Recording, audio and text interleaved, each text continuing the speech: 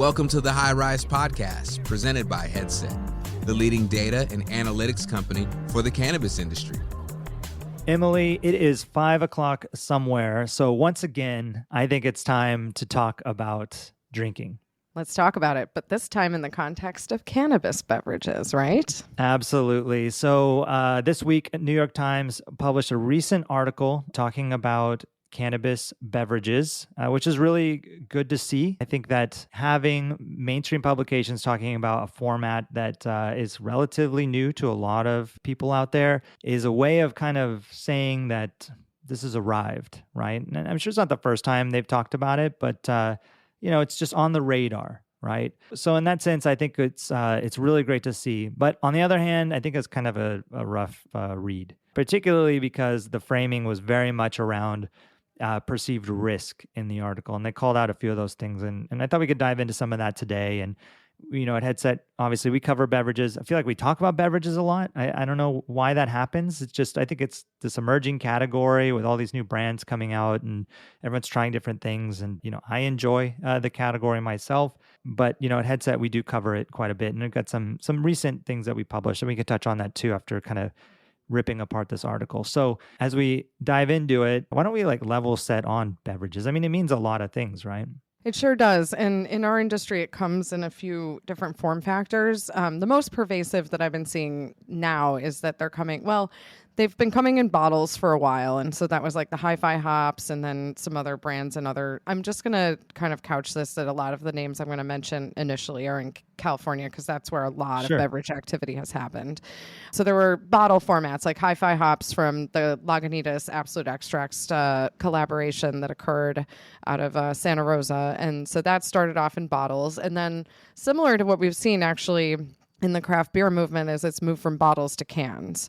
And the can format has also started to get into smaller sized cans because I think they're trying to make sure that there's some differentiation. So you have smaller cans, you have taller cans that kind of, I think, try to connote the potency of the products. And then you have more of this 5-hour energy format that we've talked about, I think, on the show before, which tends to be a high potency product in a small format that you can kind of grab at the point of sale. And some of the brands I know in California are Quick Z's or something. I think that's one of them. But it's just interesting how they kind of have changed over the time. And then Sai and I have talked about it in our previous podcasts, especially when it pertained to, for example, Sam Adams getting into the space and some of these other products like the Leisure Town, the beverage that the Diplo collaboration is part of.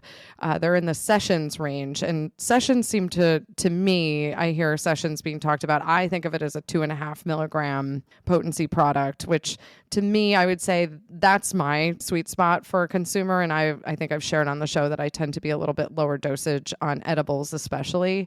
But a 2.5 milligram beverage in cannabis, I would say equates to a moderate beer or a regular kind of almost glass of wine, maybe not even that strong. So it is kind of your one sip, you feel a little bit of a buzz. If you're a newer consumer, I would say this is a safe zone to start. And then you can maybe have two, but you just have to give it a little bit of time to set in. And the newer beverages do have a faster onset and by design onset and offset time. So it does kind of track more similarly to a alcoholic beverage in terms of onset and offset. So just to give people a sense of this. And then it ladders up from there to 5 to 10 to 25 milligrams.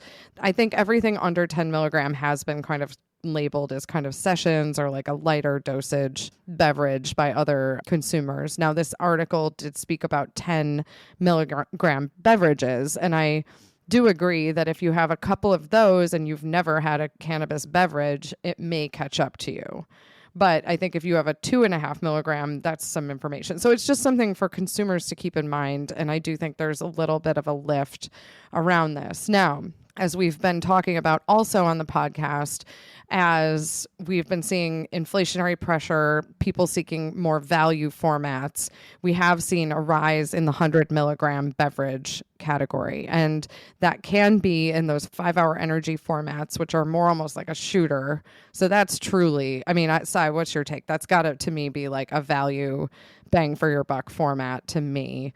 Yeah, definitely. But then, it's if you just think about the cost to package, to bottle, to ship, like we've talked about, just shipping beverages is costly, the weight alone, right? So yeah, the per milligram for like a single package, right? If you're trying to get 100 milligrams and you're drinking a lot of 2.5 milligram drinks, that's a lot of cans and bottles and liquid. So yeah, I think it is the best bang for your buck for those that are looking for it, which I think is why those small 100 milligram products do so well. I mean, that there is a big part of this industry that is driven by high potency products, low price point. It's not the entirety of the industry, but it's certainly a significant portion. So I think, all those reasons, we see some success in that format.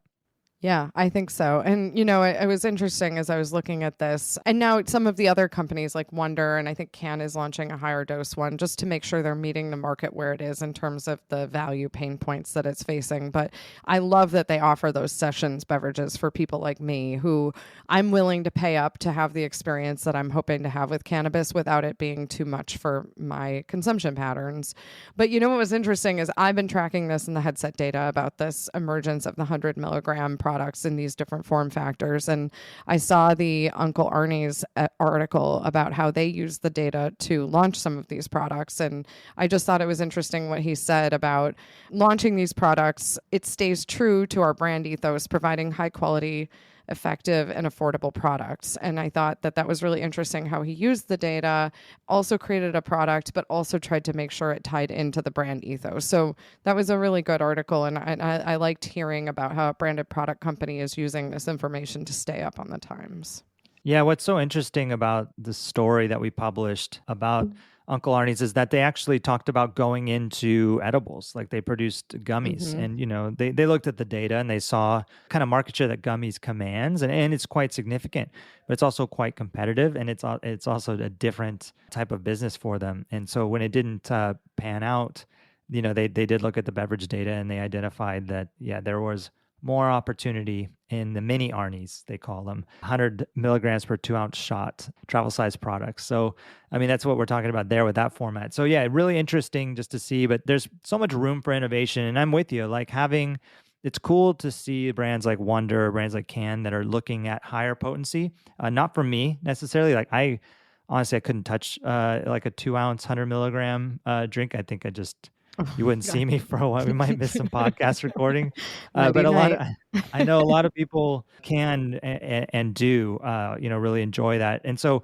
yeah, meeting consumer where they're at, and it's not so different than like a, I don't know, high-end craft beer company where you have like a double IPA on one side that could be like 12-13% for a beer, all the way down to now they're doing like session beers, like for summertime IPA type things where it's like, it's more like 4-5%, which is more in line with like a Budweiser. And then there's everything in between because, different consumers, different times, different types of consumption, all that. So kind of cool to see that stratification happening, and I think it just points to the maturity of our industry. You're right. When it used to just be like one bottle. I remember way back, like in Colorado, it was just like Dixie, right? Dixie made a drink and it was, I think, at least 100 milligram. And that was all there was. And for the people that didn't want 100 milligrams, it came with like a measuring cap, and you still see some of that, from time to time, but you'd have to pour out a tiny bit, kind of like child's liquid Tylenol, right?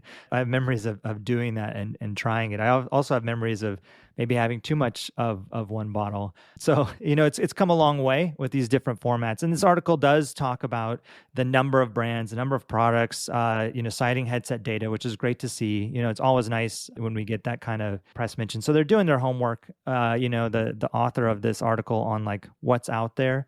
What was a little rough for me, and, obviously we're in this industry and I just don't like seeing stuff like this, but, it was really talking about the risk. And the article was, beverages are, seeing success, but is there risk? Kind of was the title, right? Kind of, scare everybody. And I wanted to talk about the risks that they kind of identified and, I don't know, kind of debunk some of it, right? And there was just a handful of them. The first one on here was easy to consume too much THC, right? I don't know, I don't know what that has to do with beverages. I would argue, any category in cannabis could be too easy to consume. Like if you buy a bag of gummies and you eat all the gummies, you could argue the same thing. But frankly, I think that, their statement is like consumers don't understand milligrams of THC in the same way they understand alcohol percentage. I think that's the fundamental positioning, not necessarily to do with beverages, but I think it's just, sure. I think if you ask anybody on the street, tell me about, what's 5 milligram, what's 10 milligram THC, they might not know. But I think in the context of like someone going to purchase a beverage at a retailer, a cannabis beverage, you would ask the retailer, like, hey, I'm looking for something that I can have a few at a party. Which one should I go towards? Should I go with the mini Arnie's that's 2 ounce and 100 milligram, or should I go with the canned session? And, the bud tender obviously will guide you to the sessions. And so I think that there's a lot of education that happens at the storefront. There's a lot of education that's available online everywhere through outlets like Leafly. So I think that that's not a good argument. Yeah, the general person doesn't know. I think you could argue that alcohol, I mean, sure, you could say percentages because they're thinking out of 100, like is 15% higher than 5%? Yeah, but I don't know if people have a lot of context of like, well, what's a glass of wine versus what's a glass of bourbon, but maybe some experience, but people will get experience with this stuff. So I just felt like many of these arguments a little rickety. I thought it was weak. And I'm like, okay, so what is too much? Too much in cannabis, like if you overindulge, it's a bit of a bum out and you got to ride it out. Go watch a movie. You're going to be fine. Take a nap. Eat something. All those things. But if you overindulge on alcohol, you die. So right. There you go. So really how about talk about risk and downside?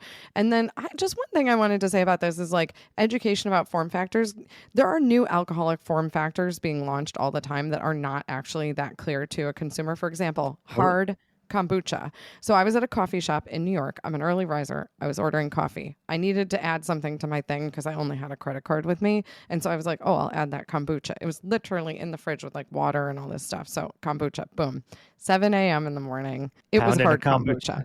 No way. It was hard kombucha.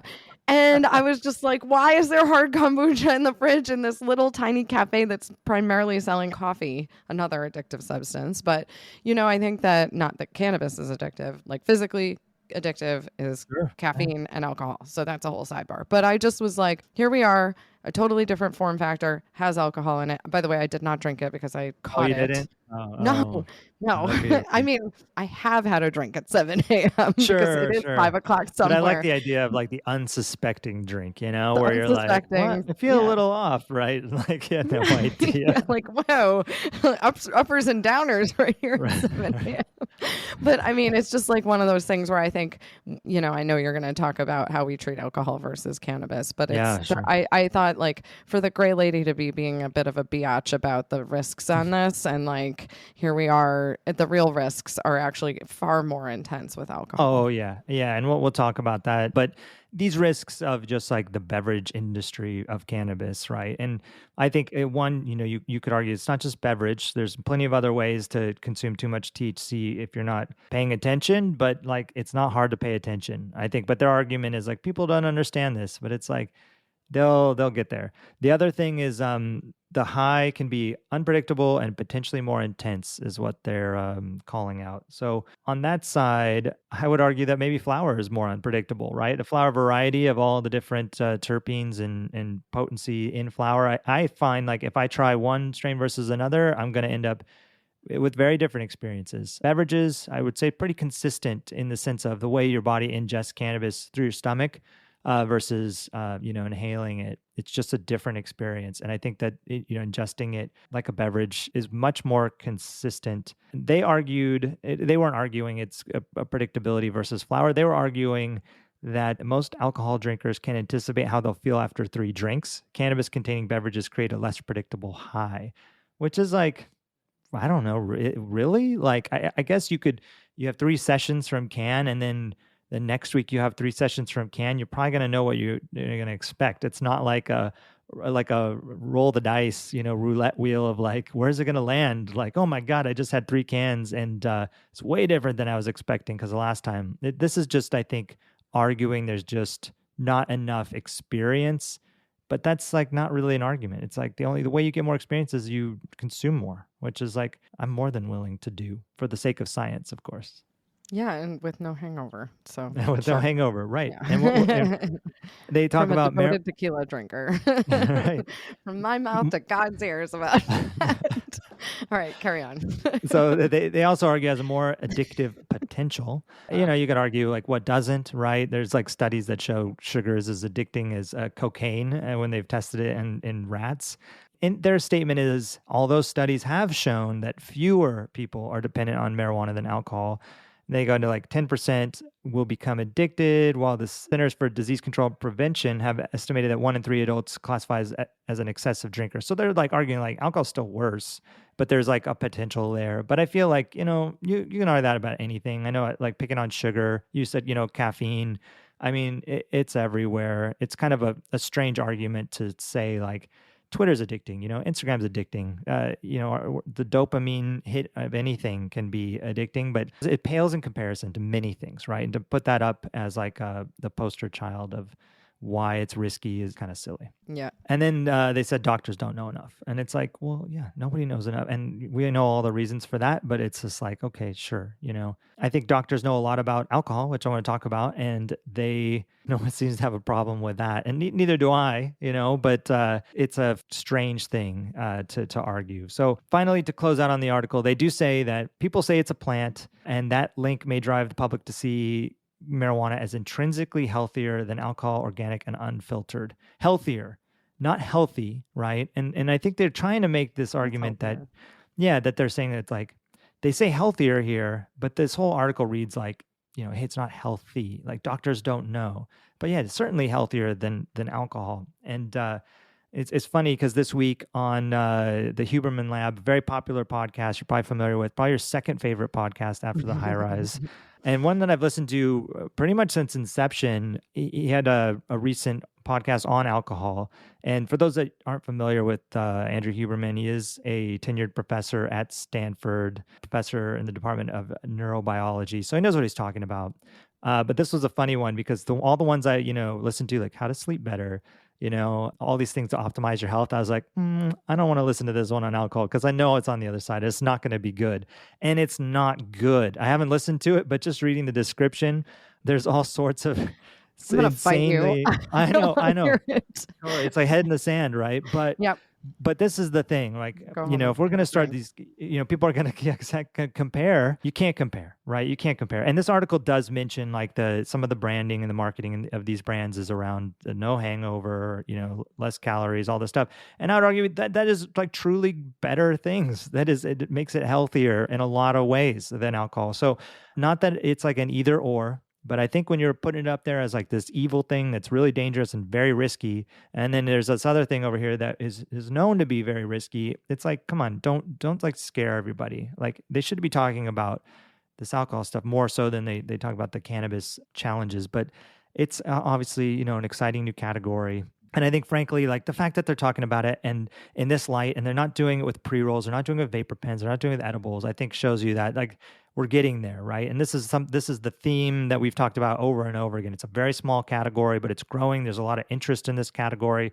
It's something that has a potential to bring in new consumers to the category, which is why we're all excited about it. And just to see the New York Times talking about it is great. But I would like something more, positive, but I'm sure that doesn't gather as much attention as the risks associated, right? You're going to click through on that. So anyways, just wanted to cover that and debunk some of that. And I'm sure the listeners out there probably agree with us in many ways on this stuff, and no surprise, but just wanted to call it out because it's always great to see this stuff in the mainstream press and the mainstream media.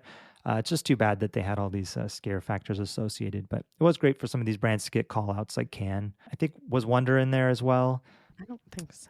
Okay, but there are a few others. Anyways, speaking of top brands, just to close it out, we did publish a recent showcase of top brands in beverage, so I encourage you to check it out. It's got some good highlights, and it really does kind of show the variety of brands and types that you were describing that are out there. Like one of them, Curaleaf's Select Squeeze. Like we were talking about Curaleaf a lot. We were talking about Curaleaf's earnings with McGinley, and that's like a drop, right? It's like a dropper thing that you add to a drink, which is very different than like a session beverage. We cover them. We cover beverages like Wink out of Michigan that are more of like the seltzer style, which seem to be quite popular.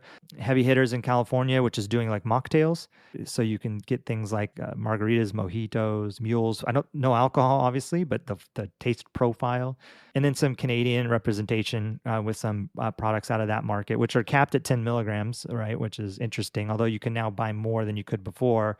But talk about bang for your buck, right? You're buying a lot of cans to get to that 100 milligram up there in Canada. So I encourage everyone to check it out. It's just like a sampling of brands, but it's good context. If you read the New York Times article and kind of want to see some brands, and we've got a lot of beverage data that's available there to just kind of help paint the picture, because it is tough when you're not in a market. Maybe you can't walk into a store, or you're in California only and you can't see what's going on in Michigan or in Canada. It's kind of interesting to see how these brands are developing. So take a look. They're all pretty notable for one reason or another, and more like this to come from us. Thanks for listening to the High Rise Podcast, presented by Headset.